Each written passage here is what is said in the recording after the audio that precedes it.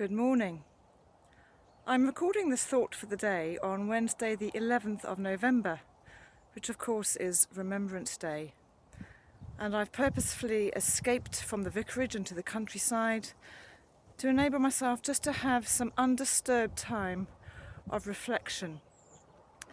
I've treated myself to watching Pauline Clarke's Remembrance Day service that she filmed for the Sunday just gone for the children, and was incredibly moved by it. One of the things that Pauline invited us to do in that service was to think back to some of our own memories.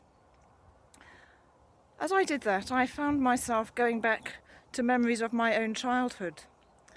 Some of you will know that I was born and brought up in Africa, predominantly Zimbabwe, for the first 12 years of my life. At that time it was still Rhodesia, and the country was in a time of brutal civil war. That impacted everybody in the country, whatever side you might have been on. And of course, for those of us who were children, we didn't really understand what it was all about.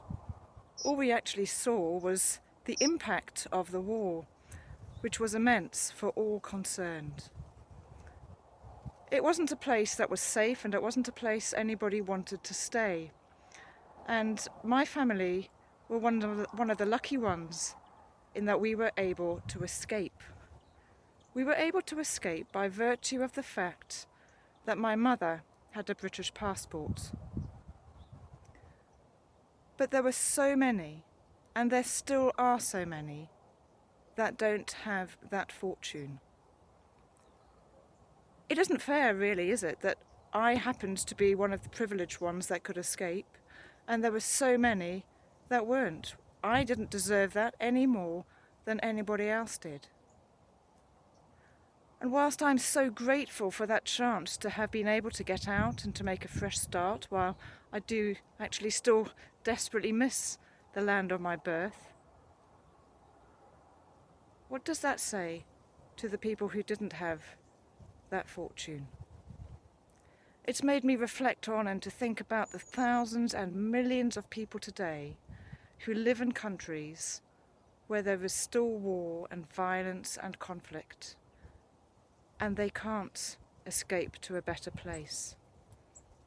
We hear on the news constantly of refugees trying to make their way to countries such as ours, and they're either not allowed in or they die in awful circumstances on the way. It's not fair. I was allowed, and yet they're not allowed.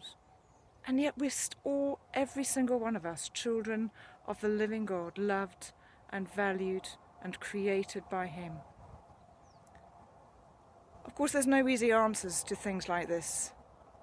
But what it does do for me is that it encourages me and urges me afresh to be praying for those who live in places that aren't safe, to be campaigning for those who need to get out, who need to be in a place of safety and yet aren't allowed to do so. What can I do? Well, I can certainly pray, I can certainly campaign, but I can also encourage people like you to think about those who don't have the privilege that you have to live in a land where it isn't a place of conflict and violence.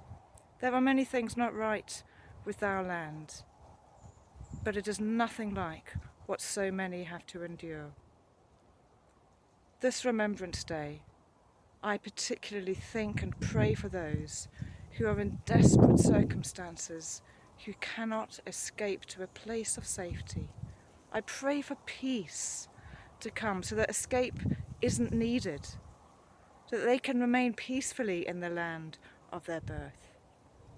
But I pray too for mercy and compassion for them, that as they make all the effort they can to get to a place where it may be safe for them and their children, that they would be shown mercy. Pray for our leaders, pray for those people, pray for all involved, that others might know the blessing that I have been privileged enough to know. God bless you.